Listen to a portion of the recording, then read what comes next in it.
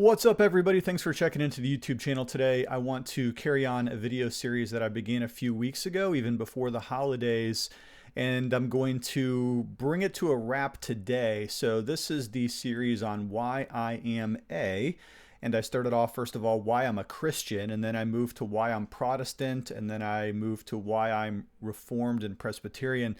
Today I'm going to finish up that series in its logical conclusion, which is to say why I'm part of the PCA. That's my denomination, the PCA, the Presbyterian Church in America.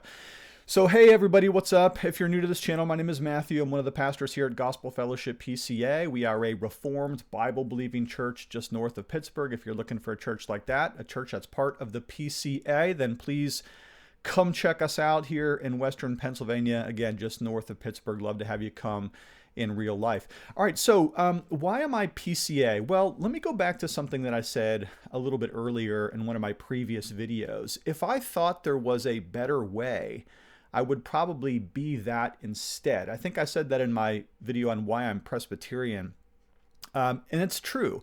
If I thought there was a better denomination than the PCA, I'm not sure why I wouldn't want to go ahead and join that particular denomination. That is to say, I think the PCA is a good denomination. Now, I'm not going to argue in this video at all, and please don't hold me to it, that I'm arguing that the PCA is the best of all possible worlds. Obviously, we have our strengths and our weaknesses, probably a lot of weaknesses. Probably some of you are going to comment, and you're free to do it, what you don't like about the PCA. But in this video, I want to give you about 10 reasons or so why I do like the PCA, and I'm very glad to be in it.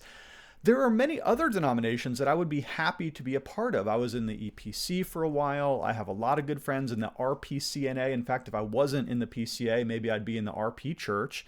I love the OPC. Man, there's a lot of good denominations out there, but I'm in the PCA, so I feel obliged to defend that particular position. Number one, the PCA is a solidly Reformed denomination. If you walk into any PCA church, you're going to know what they believe, okay? You're going to find yourself in a rigorously Reformed setting. Now, I understand that some PCA churches emphasize Reformed theology more than others, but there's no question about it. You're going to be finding yourself in a church that adheres to Reformed doctrine. That is to say, a robust and zealous form of Calvinism, part of the Protestant movement. The Reformed theology, of course, is that which defends a very high view of God, emphasizes God's sovereignty in all that he does. It is very Christ-centered in our proclamation of the gospel. And you don't have to wonder what in the world this particular church believes about any given set of doctrines or propositions because, and this brings me to my second reason why I'm part of the PCA, we fairly rigorously hold to the Westminster Confession of Faith as our doctrinal standards. And that means that across the board, in all of our many hundreds of churches, you're walking into a church where you can literally sit down and in an hour or so, couple hours, you can look through all of our essential doctrines on practically every major doctrinal position available. Okay, so you want to know what we believe about the Trinity, you want to know what we believe about salvation, you want to know what we believe about the person of Christ, what we believe about justification, what we believe about the sacraments. It's all there in the Westminster Confession of Faith.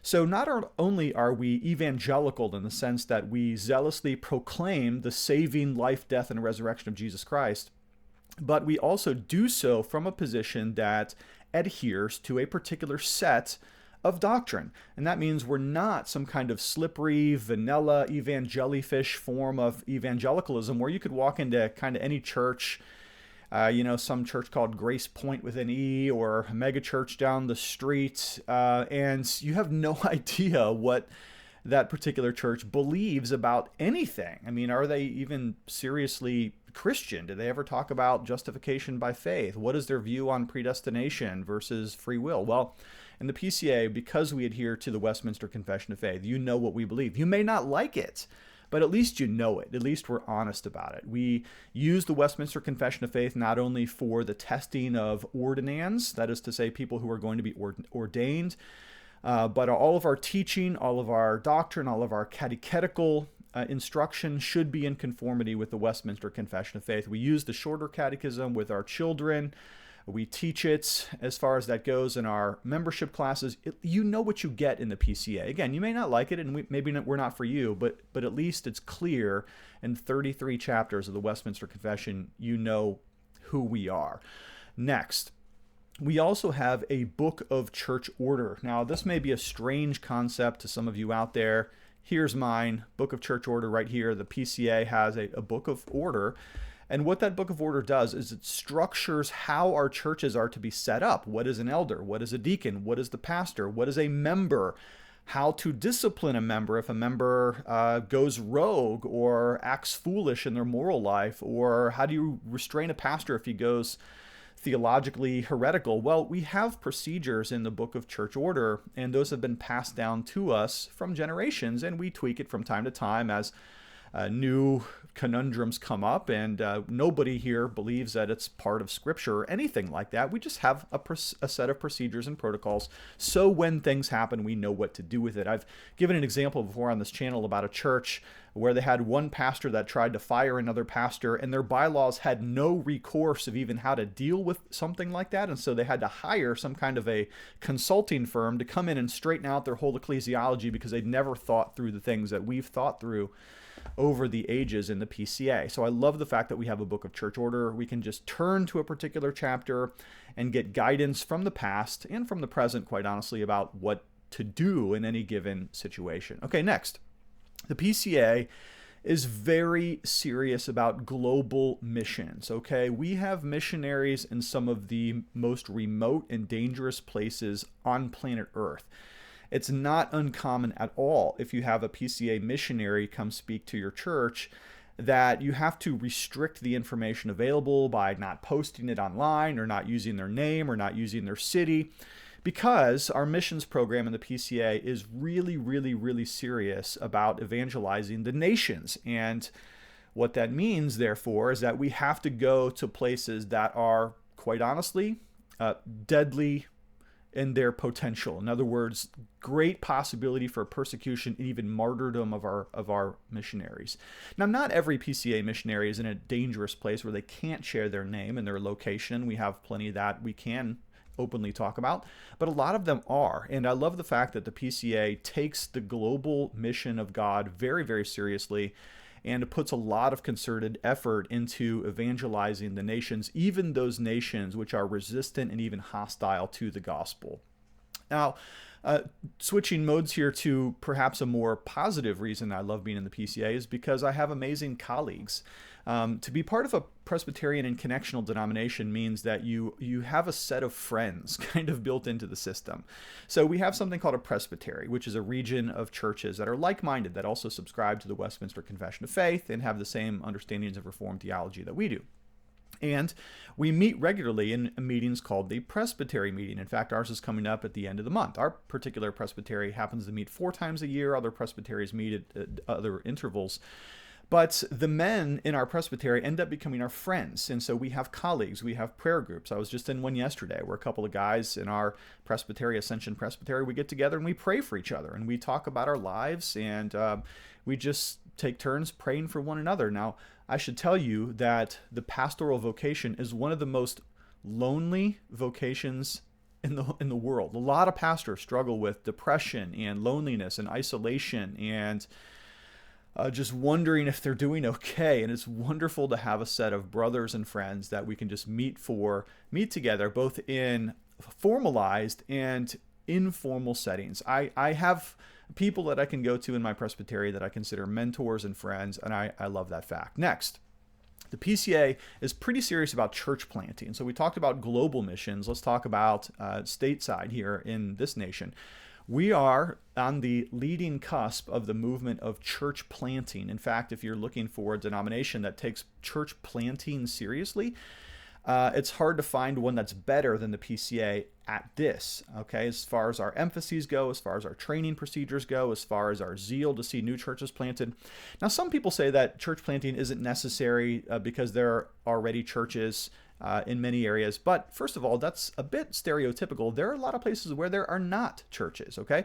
That also ignores the fact that demographics in neighborhoods change wildly. So for instance, in our particular county here in Western Pennsylvania, demographics are really rapidly changing such that an area may burst in growth. Okay, we're experiencing that here, necessitating new churches. Well, what are you going to do? Point them to a city church an hour away down in Pittsburgh or something like that? No, you're going to have to plant new churches to account for changing demographics. And not only that, but church planting also encompasses replanting churches that are, I don't like to say dead, because I don't like to cast that aspersion against the church, but perhaps struggling. Okay, so if a church is really, really struggling, sometimes it needs to be replanted or revitalized or rejuvenated. And the PCA, I think, has a strong emphasis in that. Next, the PCA is known for its academic rigor. And I'm just going to challenge you here.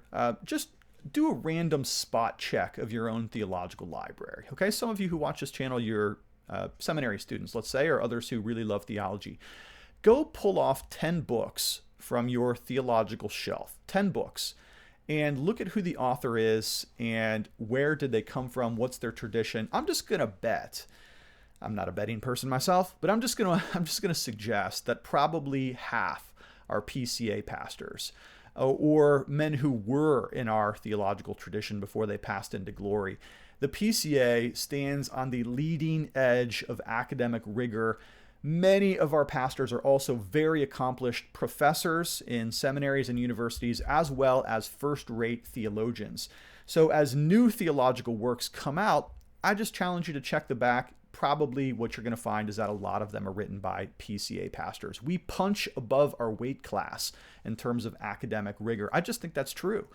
I think it's certifiably true that the PCA is known for its multiplicity of competent theologians, professors, and academic writers.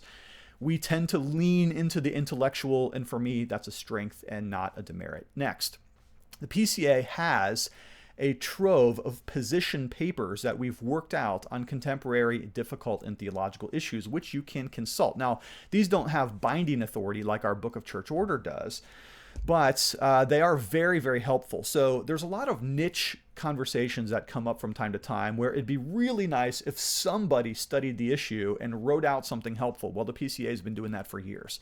So what about divorce and remarriage? What do you do if that comes up in your congregation? Well, we've got a pretty significant position paper on that where we had people study it and wrote a really nice treatise on that as helpful guidance for other churches. What if you have a person who's formerly a Mason or a Freemason or is in some other kind of quasi-occultic practice? What do you do? Can they be a member? Can they be an elder? Can they be a pastor? Well, we've already seriously considered that. What about federal vision and some of its misunderstandings of traditional Reformed theology like justification, for instance? Well, we studied that and we worked through that.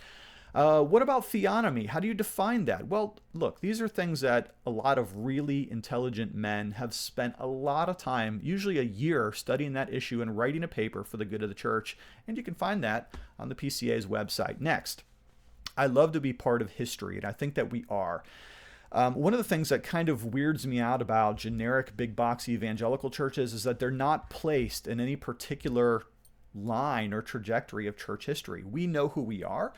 We can trace our lineage back. We can trace it back through the Princetonian era. We can trace it back to the colonial era. We can trace it back to the Reformation. We have nice straight lines. Yeah, sometimes there's jags and there's jumps as Presbyterian denominations have split and merged and all that kind of thing. But I love the fact that we know who we are and we're moored to a particular historical understanding of what the Christian church should be like. Now, let me just throw in a kitchen sink of other things as we close up here. The PCA, we've got an awesome hymnal, the Trinity hymnal. I got the shirt on today. By the way, you can get the shirt and a link in the description of this video. If you're interested, I'll tell you where to buy it and who makes it. We're part of NAPARC, which I think is really cool, an association of other like-minded Reformed churches, including the RPCNA and the OPC and Korean Presbyterian churches and things like that. Really cool to be part of another group of churches just expressing unity within the body of Christ. We've got that. I love our structure. I love our presbytery meetings. I love our General Assembly meetings.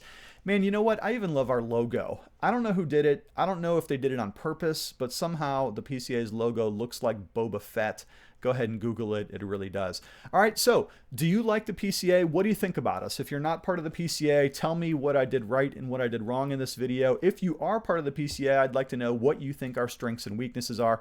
Hey, by the way, one more thing real quick. If you're watching this video and all of this is kind of new to you, you're wondering about Reformed theology and the Westminster Confession of Faith, check out my book, Hold Fast the Faith, a devotional commentary on the Westminster Confession. I'll put a link in the description. I really do think that might be helpful for some people.